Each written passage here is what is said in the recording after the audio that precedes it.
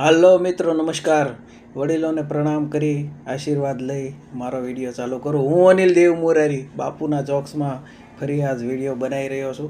એક બેન અમારે ગાડીમાંથી નીચે ઉતર્યા અને ઓલો ઉબેરવાલાની ગાડી હતી એમાંથી નીચે ઉતર્યા અને આખું બેઝમેન્ટ પહેલાં ફરી લીધું. એણે આખું બેઝમેન્ટ ફરી લીધું ને પછી મારી પાસે આવ્યા. મને કે કાકા એ કે મારે આમ વચ્ચે અહીં જવું હોય તો ક્યાં જવાય?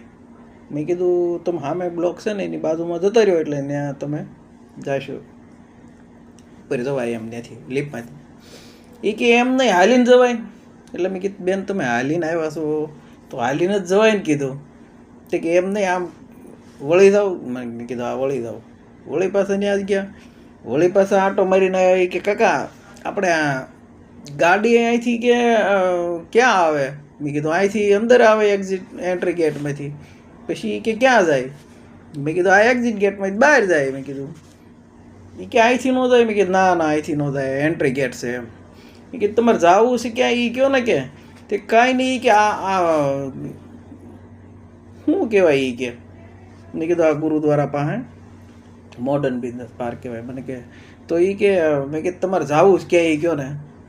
તો મને કે મારે કે આઈલેન્ડમાં જવાનું છે અને અમારે કે ગાડી પાછળ આવે છે કે તો એ કે અહીંથી નીકળી જવાય ને. મેં કીધું અહીંથી ન નીકળી જવાય, આમ તમે ગોળ ફરીને જાઓ ને એટલે ત્યાં ખૂણા ઉપર બિલ્ડિંગ લખ્યું, મોટા અક્ષરે લખ્યું છે આઈલેન્ડ એમ. તો મને કે એમ નહીં પણ એ કે મારે કે ફોન કરવો છે કે તમારી પાસે બેલેન્સ હોય તો. મારી પાસે બેલેન્સ નથી. અને મેં કીધું મારી પાસે નથી બેન બેલેન્સ. તે કે પણ એમ નહીં કે મારે ફોન કરવો છે કે ઘડીક આપવાનું હોય તો. મેં કીધું પણ બેન મારે બેલેન્સ ખૂટી ગયું છે આજ જ તે કીધું. પછી એવામાં હાલતા થયા. પછી મને કે હાલીને જવાય ને અહીંથી એક્ઝિટમાંથી. મેં કીધું હા બાપા તમે બહુ કરી કીધું, હાલીને જ જવાય ને, ઉડતા આવડતું હોય ને ઉડી જવાય કીધું. એવામાં મારો એક ભાઈ બંધ નીકળ્યો. મને કે એ અનિલ કાકા. મેં કીધું કોણ અનિલ કાકા? તમને બોલાવો છું. મેં કીધું હું મારું નામે ભૂલી ગયો. આવા હેરાન કર્યા બેને, નામ ભૂલવાડી દીધું. એટલે આ કાલ્પનિક કોઈને દુઃખ લગાડવા માટે જોક્સ નથી બનાવતો. હસાવવાનો નાનકડો પ્રયત્ન કરું, એક શબ્દ હાથમાં આવી જાય એટલે કાલ્પનિક જોક્સ બનાવું છું. અમારે એક ભાઈ આવ્યા હમણાં, તો એને ક્યુ બ્લોકમાં જવું હતું. એટલે એને ખબર નહોતી ક્યુ બ્લોકમાં છે, પણ એને નામ આપ્યું કે આ કંપનીમાં મારે જવું છે.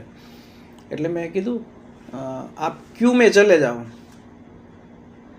तो मैंने कि क्यों में क्या के मेरे को काम है इसलिए जाना है. मैं કીધું હું તમને પૂછતો નથી, જણાવું છું ક્યુ બ્લોક में चले जाओ એમ. એ એમ સમજ્યા ક્યુ જાના હે. મેં ક્યુ બ્લોકનું કીધું અને એ એવું સમજ્યા કે ક્યુ જાના હે. તો કે काम है इसलिए जा रहा हूँ. મેં કીધું अच्छा आपको बता रहा हूँ क्यू ब्लॉक में बाजू में चले जाओ आप. આવું બધું થાય. પી ફોર પંજાબ એક પી બ્લોકમાં હોસ્પિટલ છે, ત્યાં આવ્યા. તો મેં કીધું તમે પી ફોર પંજાબમાં જતા રહ્યો. તો ત્યાં જઈને ગાડી પાર કરી. પછી ત્યાં જઈને પાછા આવ્યા. મને કે પંજાબ તો લખ્યું નથી.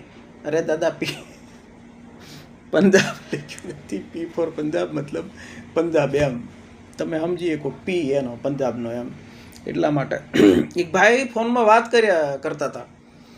ફોનમાં વાત કરતા હતા ને સ્પીકર રાખ્યું હતું. કે હાલો એ કે સાહેબ કે તમારી આપણી ગાડી પાર્ક કરી દીધી છે અને પછી તમે મને ફોન કરો ને એટલે હું આવી જાઉં તમે કહો ત્યાં. એ રીતે સ્પીકરમાં વાત કરતા હતા. એમાં પાછળ કૂતરું હાલ્યું જતું હતું. મારે સાંભળેલી વાત. કૂતરું હાલ્યું જતું તે વાત કરતાં કરતાં હા એ કે સાહેબ તમે કહો ને એટલે હું આવું તમે કહો ત્યાં. વાત કરતો હતો કૂતરું હાલ્યું જતું ને તો કે હળી. તો ઓલા સાહેબ એ કે તે મને હળી કેમ કીધું? કે અરે તમને સાહેબને ફોનમાં દેખાય નહીં.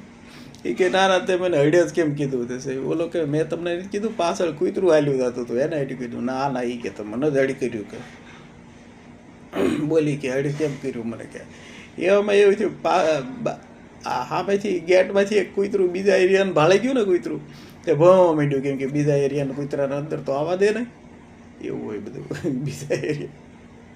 તે બહુ માંડ્યું ને ઓલો સાહેબ કે આવો હાસું એ કે તો હું તમને કહું તો શું સાહેબ પાછળ કૂતરું આલ્યું આવતું હતું યાર એડ કર્યું તમને એડ કરાય કે આવું બધું ઘણીવાર ભાષામાં બહુ લોચો થઈ જાય ભાષા અલગ અલગ હોય ને તો એક દાદા પગપાળા હાઈલેન્ડ જતા હતા એમાં એક નાનકડું એવું ગામ આવ્યું ને તેને આ બધું ચાની હોટલ ને એવું બધું હતું એટલે દાદાએ જઈને પૂછ્યું એ કે બોકડો છે તો ઓલા સામેવાળા શું કે બોકડો છે પણ મોંઘો છે હોય કે તો કે બેહવામાં પૈસા લાગે કે કેટલો તો કે 15-20 હજાર હશે કે બેહવાના 15-20 હજાર એ કે તમે બેહો કાપી નાખો 15-20 હજાર લાગે હવે થયું એવું એ બાકડો કહેતા હતા આ ભાઈ બોકડો સમજ્યા